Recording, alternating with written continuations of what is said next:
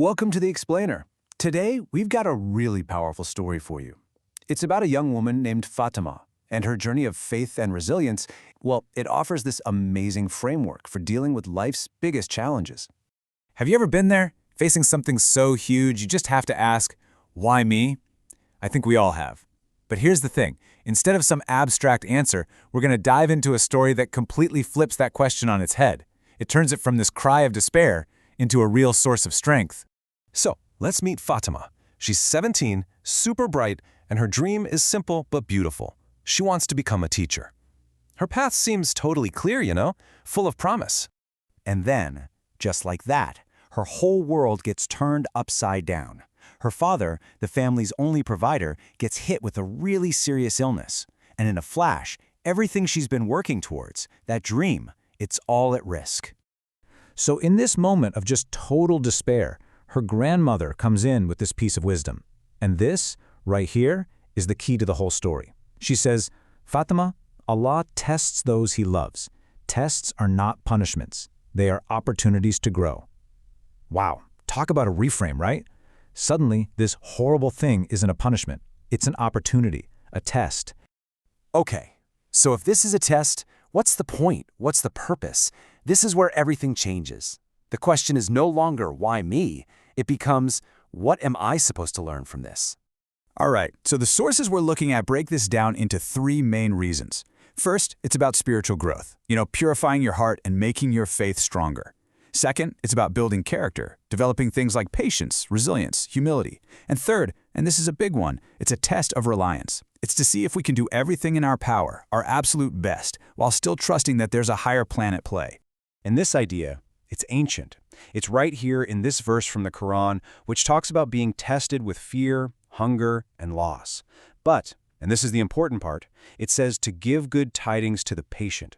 It basically frames these challenges as a given and says patience is the way through. Now, getting this new perspective, that didn't just magically make the problems go away. Not at all. All it did was move the battlefield. The fight wasn't against her situation anymore. The real fight was happening inside her own head. You can just imagine it, right? On one shoulder, you've got despair, whispering all this negative stuff. My life is harder than everyone else's. I'm never going to succeed. But on the other shoulder is hope, pushing back with a totally different story. This is a chance to grow. I can control my own effort. I am strong enough for this. Fatima's stuck right in the middle of this huge mental tug-of-war. And you know what? There's a name for this. Psychologists call it cognitive dissonance. It's that really uncomfortable, tense feeling you get when you're trying to believe two totally opposite things at the same time. For Fatima, it was this massive clash between this is a meaningful test and my dreams are completely crushed. Her real journey was about figuring out how to resolve that conflict. So that's the million-dollar question, right? How did she get out of that headspace? How did she pivot from being trapped in that internal battle to actually doing something constructive? Well, it came back to her grandmother's advice. Focus on what you can control. And Fatima broke that down into three very real actions. Number one, effort. She kept studying like crazy and took care of her dad. Number two, prayer. Every single day she asked for strength and guidance. And number three, patience. And we're not talking about just waiting around. This was an active choice to keep going without complaining. And this is such a critical point. This totally redefines what we think of as patience. It's not passive. It's not just sitting on your hands hoping things will change. It's active perseverance. It's about showing up day in and day out, doing the hard work, and then trusting a higher power with the result. It's the do your best and let God do the rest idea in action. So months go by, and Fatima just sticks to this rhythm. Effort, prayer, patience, over and over. I mean, imagine how exhausting that must have been. She was probably overwhelmed most of the time, but she kept going. And that persistence, that led to a breakthrough she could have never, ever predicted. Someone was watching, her teacher. While Fatima was just trying to get through each day, her dedication, it didn't go unnoticed. It stood out. And that effort, the thing she was probably doing in private, thinking no one saw, it ended up being her biggest champion. It's what opened the next door for her. Her whole journey just perfectly illustrates these big lessons, doesn't it? The test really did become an opportunity. Her patience wasn't passive, it was a force.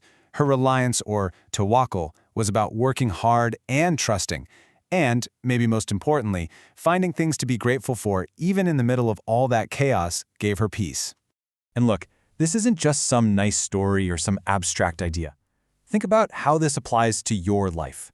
In school, at work, with your health, in your family, this whole model of taking a setback and turning it into a growth opportunity with sheer effort and faith, it's a practical blueprint for becoming more resilient and successful no matter what you're facing.